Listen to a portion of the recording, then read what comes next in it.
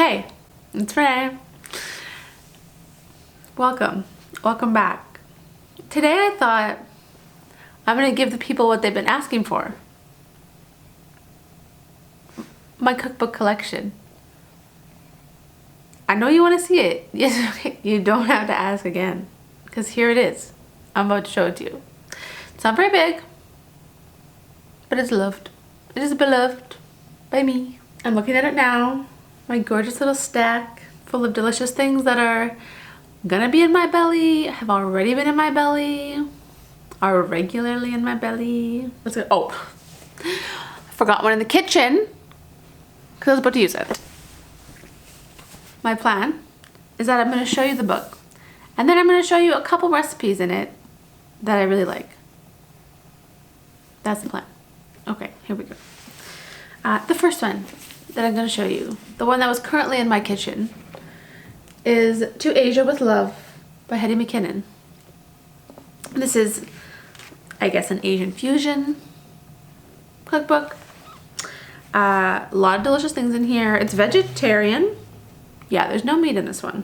I've used this one a lot. I've had it for a couple years. Gorge. Some of my faves in here are the black sesame banana loaf. Look at that. Oh. I was gonna make that today. I've probably made it 4 or 5 times. The other item in here that, honestly, revolutionary. Let me find it. Oh, here it is. Okay. The other recipe in this book that, incredible. Dumpling salad. But I make dumpling salad all the time. You just make a salad and you put dumplings on top and it instantly makes your salad so delicious. I bought this on a whim, which is very unlike me for cookbooks. But it has proven its worth. It's very good. To Asia with Love. Okay. The next one. This might be my newest one, maybe. Cook This Book by Molly Baz.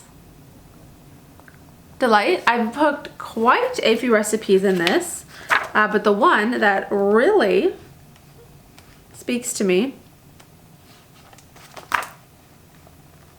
is this one. Look at this roast chicken. Every time I make this, it's the juiciest thing I've ever eaten in my life, every single time. Pastrami roast chicken with smalty onions. So good. This book has a lot of sections. There's a section on chicken, and one on other meats, one on seafood, one on snacks, a little dessert section. You can kind of get a little bit of everything in this. A veg section. A little bit of everything. She has little QR codes in here when there's like a new skill. See that? Boop. And they take you to little videos that she's made. Little videos of her carving a chicken, slicing an onion, etc.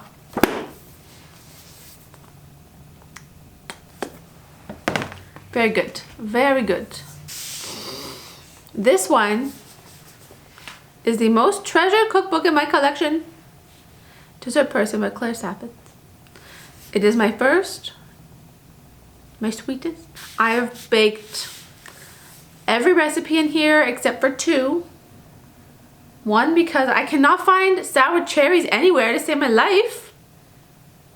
And then the other one I haven't made is a clam pizza, because I don't like clams.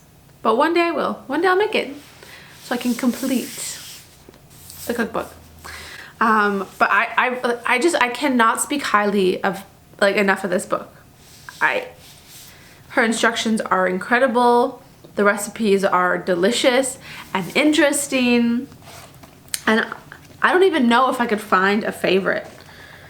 Like, oh, okay. Every time I see something, it's gonna put me in rapture. Her dinner buns, absolutely incredible. Focaccia.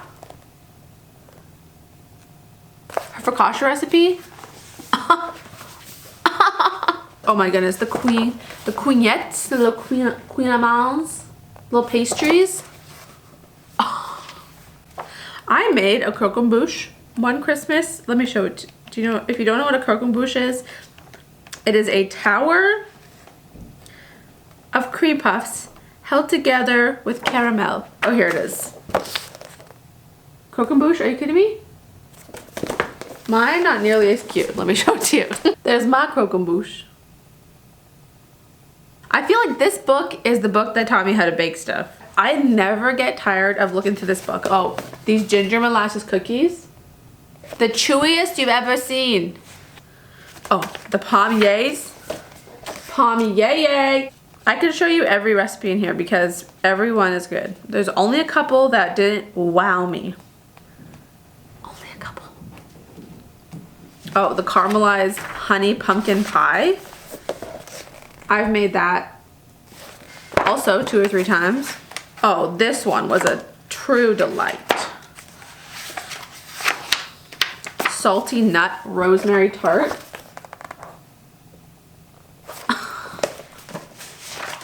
Okay, I've really got to move on because every time I see one of the desserts, I just think about it in my mouth.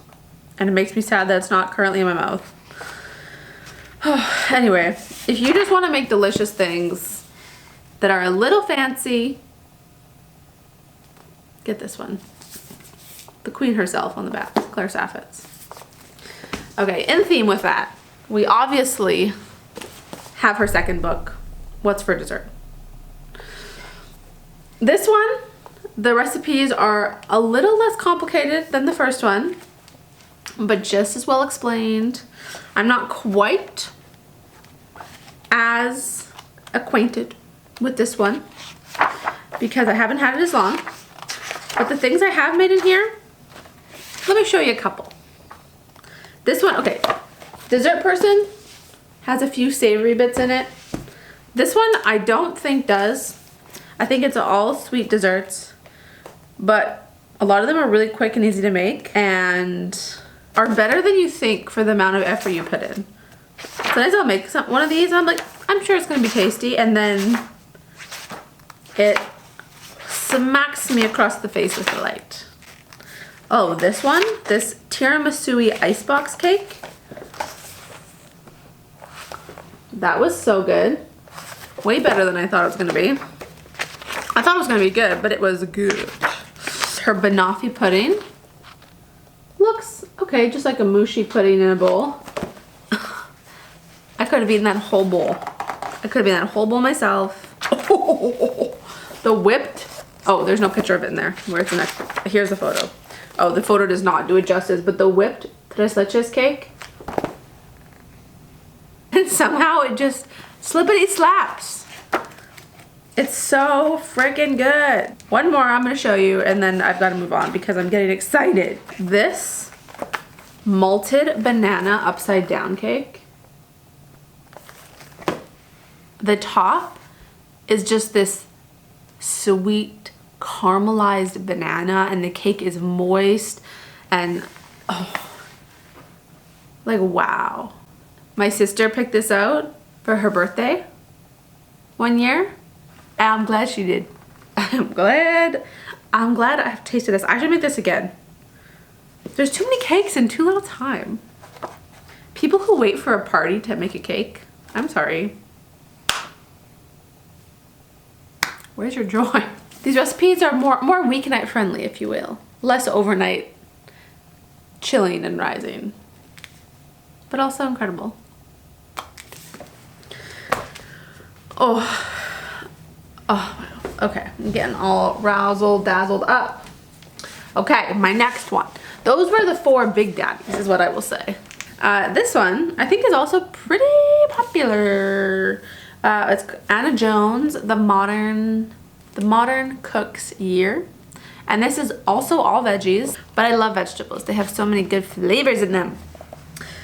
This one has some really interesting recipes and everything is really beautiful. I will say all of these have a photo of every single recipe, which I realize is just makes or breaks it for me. Being able to see it is very helpful. This one has a photo for a lot, but not all. So sometimes you open the page and it's like this and you're like, I don't know how to make that because I can't see it. But there are so many recipes in here, probably like 300. And they're organized by season, which is really fun. What are some of the really fun things in here that we have made? Oh, this was so good. I've made this a few times. Easter egg and spring veg tart. Absolutely incredible. I will say this is made by someone who lived in England, so it's seasonally appropriate for England. So some of these vegetables I cannot get here, which is sad. Or like she has lots of elderflower things, and apparently elderflower trees just grow everywhere. I've never seen an elderflower tree here in my life. There's also this really good noodle salad in here. Oh, here it is. Pomelo and peanut winter noodle salad with carrot and coconut dressing.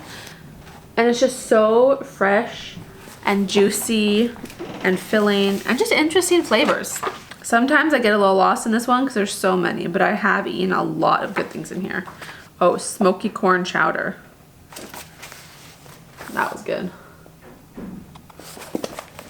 This one, very veg, very beautiful. Extra helpful if you live in England.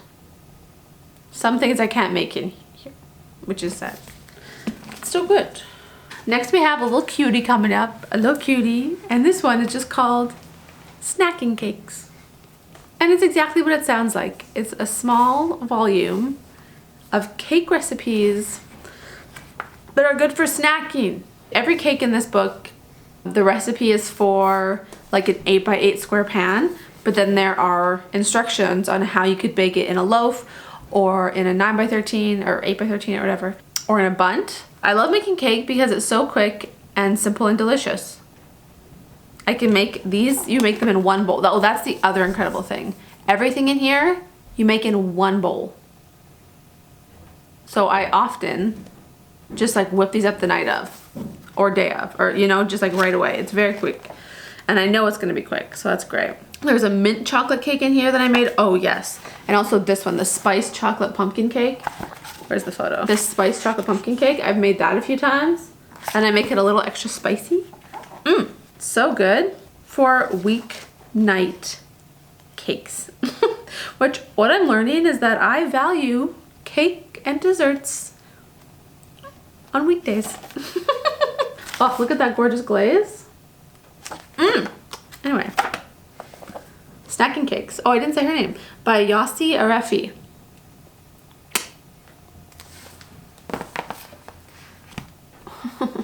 And these, I will say, are in very frequent rotation. These guys, I use at least one of them every week, usually multiple every week. This is mostly what I eat. We have a few other ones that are also cookbooks, but a little different. And I don't use them as much for cooking, let's say. Okay, the first one is this book that I found at a used bookstore, and it's called The Book of Miso. And I do love fermenting things. And this is 400 delicious recipes, just all about miso. And they tell you how to make miso. And it honestly, it almost looks like a novel. Like, you see what I'm saying? A lot of words and not many pictures. Although they do boast 100 illustrations on the front cover. But a very different vibe from what we got going on over here. So I haven't delved into this one too much just because it feels a little inaccessible as far as using it on the daily, like even holding it open while you're cooking, difficult. But I want to.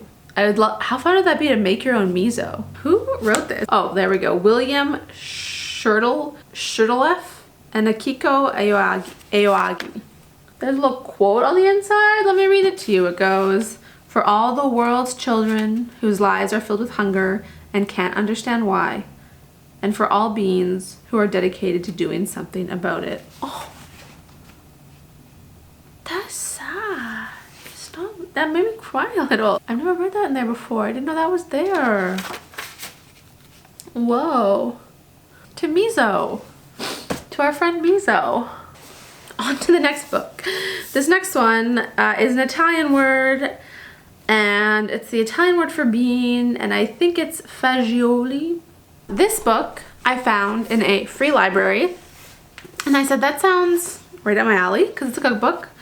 I also have not delved into this one very much, or at all. The cover is this whole thing of beans, and it's just this fun little long skinny shaped book with recipes like this. Chickpea salad with tomatoes and peppers, minestrone with cannelli and Tuscan bread, soup of cannellini and greens, Veneto style soup of borlotti and vegetables. Oh, I didn't say who it's by. Fagioli by Judith Barrett. Shout out to Judith Barrett, 2004. Excited to delve into that bad boy a little more. The last two I have are what I would call my classy cookbooks. My schnazzy gals. High class. They are 2 folio edition cookbooks. This first one is called the Alice B. Toklas Cookbook. And it is this beautiful cover. Gorgeous fish on a plate. And I haven't read this book either. It is what seems to me part like meditation on food and also part cookbook. There's some really fun illustrations, dishes for artists. Listen, there's gonna be some great chapters in here. But this one, it'd be very fun to cook something from this, but also I'd be terrified to get it splattered the whole time. But cookbooks are meant to get splattered, so maybe it would just add to its beauty. Oh, the last one, a similar vein. Also, Foulihu. And this one is Elizabeth David, a book of Mediterranean food. And it's the same idea as the last one. It's I think, kind of recipes, but also just discussing food and why it's so good. Oh, I just love reading about food. Octopus and cuttlefish. Oh, look at that illustration. Eggs and luncheon dishes. Absolutely incredible. This one I've never cooked anything from, so I don't know. But I want to. Stuffed tomatoes à la grecque.